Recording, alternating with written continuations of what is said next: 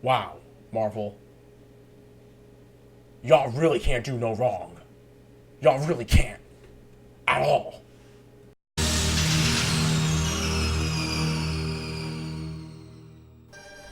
What's up, everyone? Reckless Fox here, and yes, I just finished Luke Cage about a week ago. But I had to do this review because I did not want to be late for this. Because I would know I was going to be too late to review Luke Cage if I didn't. Okay, so, one, big spoilers. This is a spoiler-heavy review, okay? If you have not seen Luke Cage yet, you should not be watching this review. I'm just gonna tell you right now, if you're still watching this, go watch the show. It is amazing, and if you're black, you will really, really, really, really like this show. If you're a comic book fan, you're really gonna like the show. If you are black and a comic book fan, Lord, you're gonna like this show, okay? So, get off right now, go watch the show. I am not going to try to do Luke Cage's origin because there's so much that goes into his origin that I don't want to screw it up. You don't know how hard I might screw this up. Luke Cage is one of my favorite characters, and if I screwed up his origin, I would probably get a lot of hate mail and hate messages on social media, especially Twitter, if y'all follow me on Twitter. So I will not cover all of his origin. I'm just gonna tell you like this: Luke Cage was a cop in Harlem, while his boy Diamondback, Will Stryker, was like pretty much one of the biggest kingpins in New York in the 70s. In Heroes for Hire issue 1 in June of 1972, Luke Cage gets framed for a crime he did not commit. He spends most of the time at Seagate or whatnot. In order to get on parole, he volunteers for a black market Project Rebirth experiment, the same experiment that gave Captain America superpowers. It goes horribly wrong, but in the end, he gets out of the pod with bulletproof skin and super strength. That's pretty much all you need to know. If you want to know more about Luke Cage's origin, there's a link in the description box below to Variant Comics, which gave a better description of Luke Cage more than I did. So please watch that. Shout outs to Variant Comics because y'all helped me out. Thank you. The characters in this show, phenomenal. Okay, Mike Coulter, Simone, what's her name? Simone Missick, Rosario Dawson, Mahershala Ali, Alfred Woodard. Amazing jobs as their characters. Luke Cage, Claire Temple, Mabu Misty Knight, Mariah Dillard, Cottonmouth, Shades, played by Theo Rosie from Sons of Anarchy. Every one of these actors and actresses have done a perfect job. They fit their characters perfectly. For you guys who don't know who Mike Coulter is, he was in The Good Wife. He was also in Edge of Tomorrow, and he was in the first season and third season of The Following, and in season 3 of American Horror Story Coven. For y'all, and then for Simone Missick, honestly, she was in a couple of things, but Luke Cage is pretty much her breakout role. And you know what? Thank you, because God, she was amazing, and damn, she fine. Like, oh my God, like I honestly thought Claire Temple was gonna be the finest girl in the show because I love Rosario Dawson, but Simone Missick with the frizzy hair, and I'm gonna try to keep this PG, y'all, but man. But all in all, guys, these guys do an amazing job. Like, Mike Coulter does an amazing job with Luke, coming back as Luke Cage for his own show, because Luke Cage was in season 1 of Jessica Jones. That's where you first are introduced, considering the fact that Jessica Jones was following the Alias comics from Marvel Max. It played on their relationship, back and forth of him just being her booty call. Next thing you know, she gets pregnant, they get married, and so forth and so forth. Cottonmouth does an amazing job. Granted, Cottonmouth has enhancements in the comic book, but they don't give him enhancements in the show. He's just the toughest SOB in Harlem. just holding it down at Harlem's Paradise and just whooping someone to death, like legit bebopping him like straight up for like 5 minutes until that dude is dead and blood is all over him and whatnot. Mariah Dillard, played by Alfre Woodard. I consider Mariah Lillard the Cersei Lannister of Harlem, or just Marvel shows on Netflix in general. I'll get into that later on when we talk about Diamondback. And Shade, he's kind of like the show's hype man, in which is like, you don't know, but Diamondback's coming. He's coming, y'all. He's coming. He's coming to take Harlem. Why? Because he wants Luke Cage. Like, all in all, characters, they do their parts, and it's amazing. Music in this show is fantastic. Like, Guardians of the Galaxy, fantastic. For those of y'all who watch Guardians of the Galaxy, y'all know that one of the biggest things that helped Guardians of the Galaxy be as amazing as it was, don't get me wrong, the movie is amazing in general, but what perfected it was its music. I really want Marvel to release the Luke Cage album, the original soundtrack, I mean, because the soundtrack to this show is perfect. It fits in with the show, it fits in with the setting, that being Harlem, New York, and overall fits the theme of Luke Cage, it being a black superhero show. And I'll get into that part later on. Marvel, please, please, please put the soundtrack out on iTunes, Spotify, Spotify, SoundCloud, Google Play, YouTube, I don't care. I want the soundtrack, please. Okay, there are tons of Easter eggs in this show. The first episode, the guy Pops, Frankie Faison, who plays Pops, in the first episode, he calls Luke Cage Power Man. And for y'all who read the comic books, Luke Cage did go by Power Man at the time. And even to the point where Luke Cage is being called Power Man in the Ultimate Spider-Man television show. And I think he was called Power Man in the Marvel Avengers Earth's Mightiest Heroes cartoon series as well. Pops calls him Power Man, and he's been called Power Man a few more times throughout the show. Whether it's Claire calling him Power Man, or even Cottonmouth being a dick and calling him Power Man. The funniest Easter egg of the entire series, that being after Luke Cage breaks out of prison and he's on the run, he still has the bandana, not the bandana, but the metal headband on after the experiment, and he goes into like someone's like yard and grabs his old 70s costume. And the funniest part is that Luke Cage looks into the mirror and he's like, "You look like a damn fool."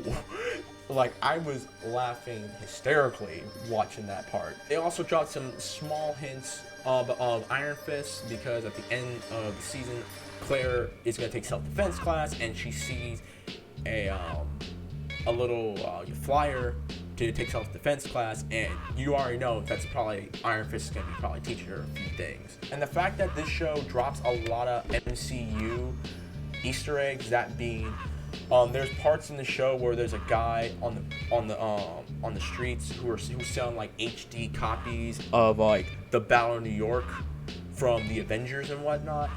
And one of my favorite Easter eggs, and I wouldn't even consider it an Easter egg because it's throughout the entire show.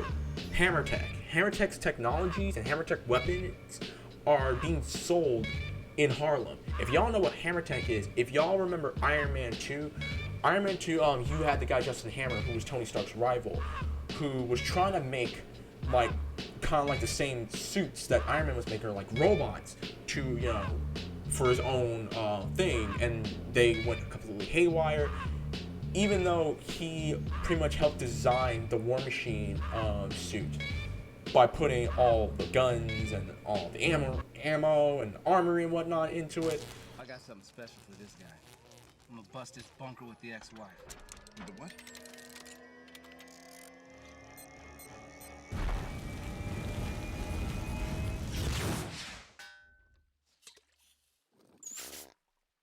Hammertech? Yeah. Good job, Marvel. Because I honestly did not think you were going to bring something back from Phase 1. I really didn't. The ending of the show is great. if you all remember my Civil War review, I talked about how Civil War was the Empire Strikes Back of the Marvel Cinematic Universe. Luke Cage is the Empire Strikes Back of the TV universe. After Luke Cage beats Diamondback in the streets of Harlem, which I must tell you guys, watching the final fight between Luke Cage and Diamondback is like a world-star hip-hop fight, but with two niggas with superpowers. Well, one nigga having a superpower, one having a high-tech suit trying to beat the super nigga. But it's not that bad of a fight. The choreography could have been a lot better, but Mike Colter, knowing the fact that Mike Colter is not a professional boxer or anything or whatnot, and they were trying to stick away from having a lot of stunt doubles and stuff, I can understand. So I will give that. I'll like, you know, shove down in the rug about the fight choreography, because like Luke Cage is like straight up a BAMF just going through Harlem, taking down fools, and then he has to run the Diamondback, who gets the upper hand on him with the Judas gun, and which shoots a high caliber bullet that launches shrapnel into your insides and tries to blow you up. Because of the fact that Luke Cage has regeneration, it's keeping him alive until he has to get the shrapnel taken out. I won't explain that because that's very, like, you have to watch the show to understand what the hell is going on with that. But overall, the ending is great because of the fact that Luke Cage actually has to go back to jail, because even though New York cleared his name, he still didn't clear his name in Georgia, which in the show, Luke Cage originates from Georgia. He doesn't originate from Harlem like in the comic book. So he has to go back to jail. Mariah Dillard becomes the new owner of Harlem Paradise, and Shades is like her piece now. They kind of hinted on it, but I didn't see it as a hint. I saw more as Shades is trying to be like a mentor to her. Like, you need to find your roots, go back to your roots. I know you don't like Mama Mabel, but she had a point, and you need to follow that.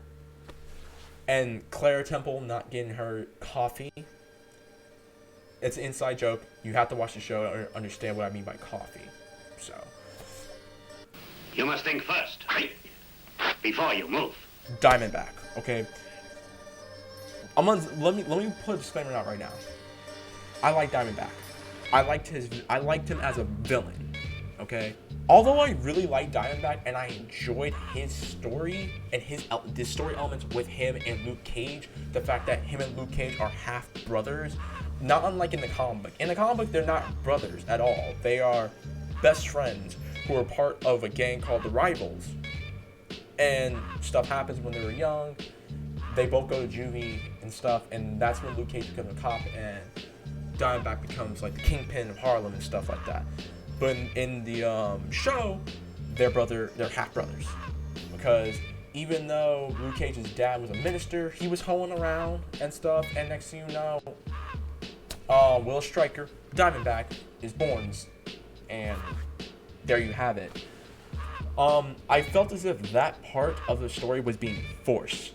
The reason why, because of the fact that Cottonmouth gets killed in episode 7 of the show, after him and Mariah Dillard get into an argument, and she goes backcrack crazy, throws him out, pushes him out the window, and then beats him to death with a mic stand. They try to frame Luke Cage, saying that he killed Cottonmouth, and everything goes to crap for Luke Cage.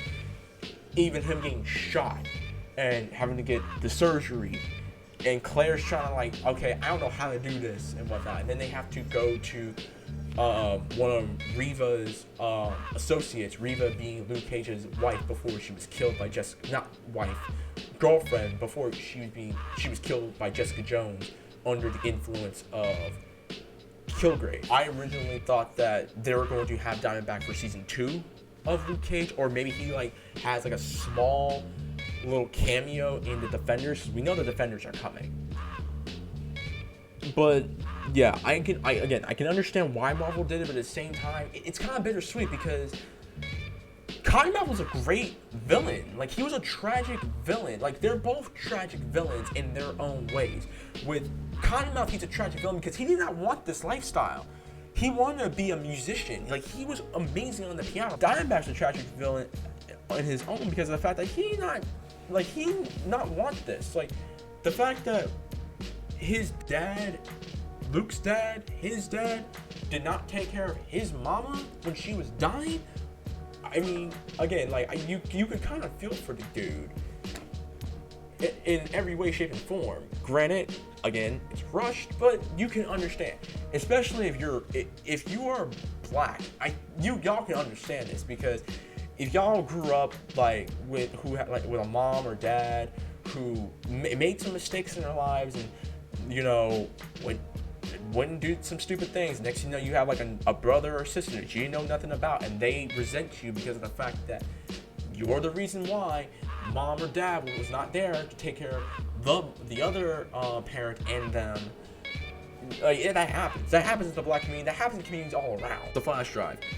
There's a flash drive in Jessica Jones that Kilgrave needs, and now Luke Cage has it. Maybe I was not paying attention to Jessica Jones, but I don't think they ever addressed the reason why Kilgrave needed that flash drive. The same flash drive that Luke Cage is walking around with, that has all of Reva's files about the experiment. So I don't think that ever got explained. Maybe it did, and maybe I'm just looking over it. So if y'all can like tell me in the comment section below, let me know if maybe they did, maybe they didn't.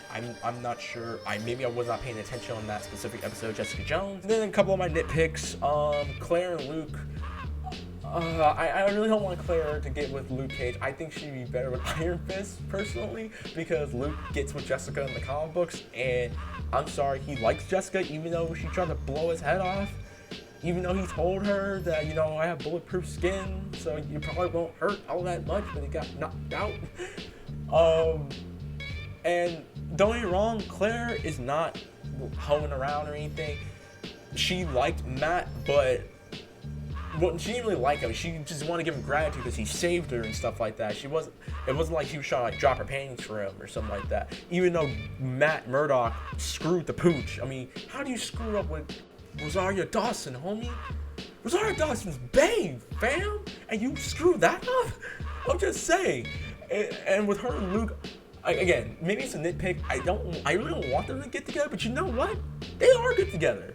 I don't know how they're gonna do him and Jessica when the Defenders comes in like around like the summer of next year, because Iron Fist comes out in March. We'll talk about Iron Fist in another video, because there's a lot about Iron Fist I really want to discuss in the next video. But yeah, that's my only nitpick and whatnot, and the fight choreography. And my other nitpick is the fact that originally I really wanted Michael Jai White to play Luke Cage, because I feel as if Michael Jai White would have been perfect for that role. He can do his own stunts, he can do his own fight, he can help with fight choreography, and he's not that bad of an actor. Let's just be real, people. Let's forget about Spawn, and let's forget Universal Soldier: The Return ever happened, and look at Black Dynamite, and look at Blood and Bone, and Falcon Punch, or where the heck that movie was with him and Neil McDowell.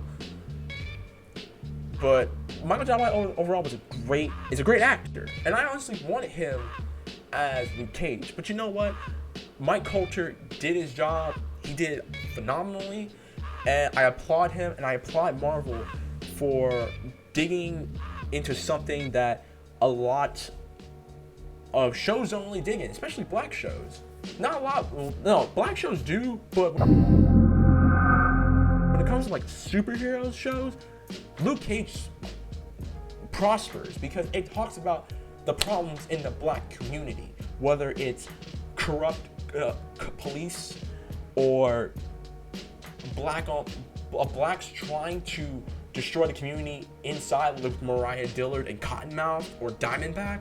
Like it deals with those issues, and deals with them in a way in which it's not punch you in the face about it. Like, because I know some of y'all like, oh, this is for like social justice warriors, or you know, this is like propaganda for Black Lives Matter. Like, no, it's not. It's a superhero show that upped the ante and had the guts to talk about certain aspects that are going on in the communities of minorities, not just blacks, but Latinos, Asians, you name it. It's going on. And I applaud Luke Cage for going above and beyond for that, because no other show has done it. No other like superhero related show has done it, because really it's no black superheroes out there except Luke Cage and Black Panther. But Black Panther got his own issues in Wakanda right now, and I cannot wait for that. I cannot wait for that. And another thing, I don't know what made you guys think that. Not you guys, but like just some of y'all white people, man. Like y'all need to get it together, okay? We don't complain. We ain't complain about Daredevil. Don't get me wrong. I love Daredevil. I like Jessica Jones. I didn't know a damn thing about Jessica Jones. I love Iron Fist. Iron Fist is like my second favorite underrated character in Marvel. But the fact that y'all complain that this show is too black, what did you expect?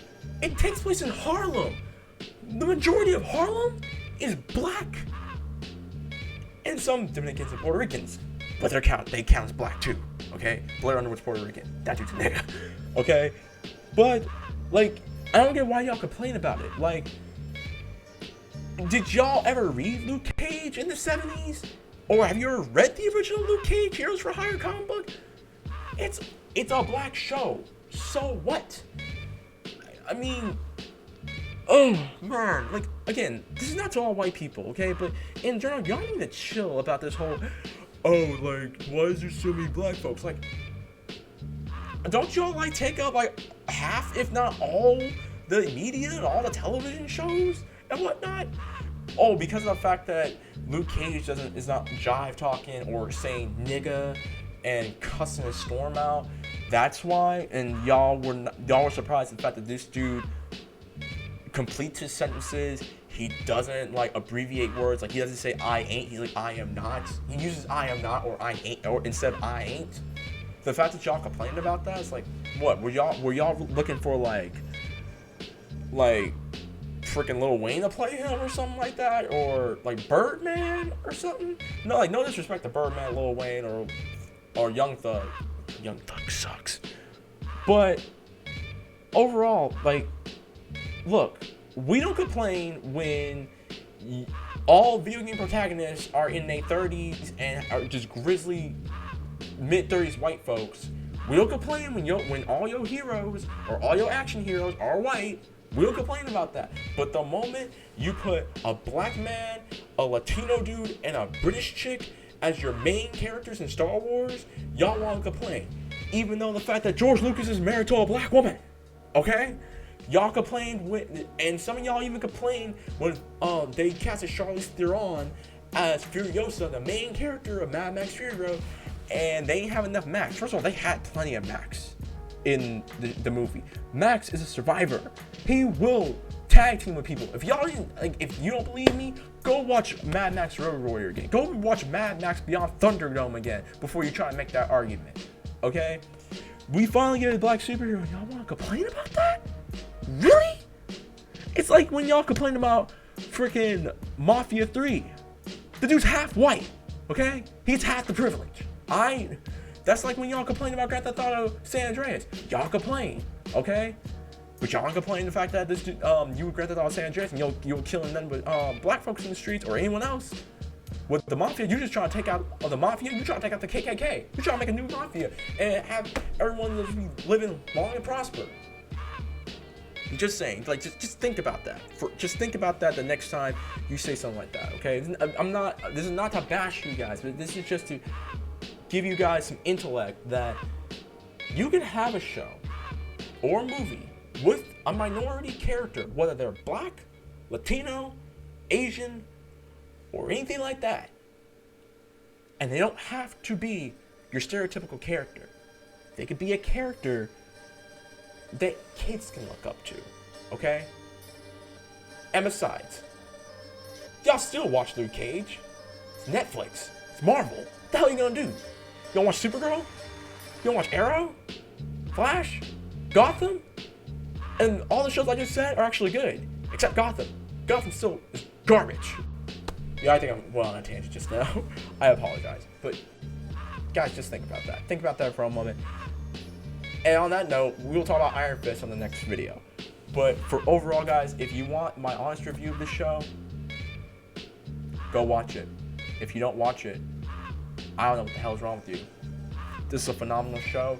If I were to give it a rating, it's a 9.5 out of 10. It had some of the moments of the show do irk me a little bit, but I won't say this show's a disappointment. I won't say this show's a letdown. This show is phenomenal. It is one of the best Marvel shows out there, and there's not a lot of them. If I were to rank them, Luke Cage would be probably number 2. Number 1 being Jessica Jones, then Luke Cage, Daredevil, Agent Carter, and Agents of S.H.I.E.L.D. Not saying that they're from least to best, but that's how I would rank all my Marvel shows. Hopefully, y'all enjoyed the video. If you did, make sure to hit me with a thumbs up. If you don't like the review and you thought I butchered some of the parts of the show and or comic origins of Luke Cage, hit with a thumbs down. Constructive criticism is always recommended and required. I do take them to heart. That way I can do better at giving you guys better content for my channel. So, until next time, guys, this is Reckless Fox, and sweet Christmas. Yeah.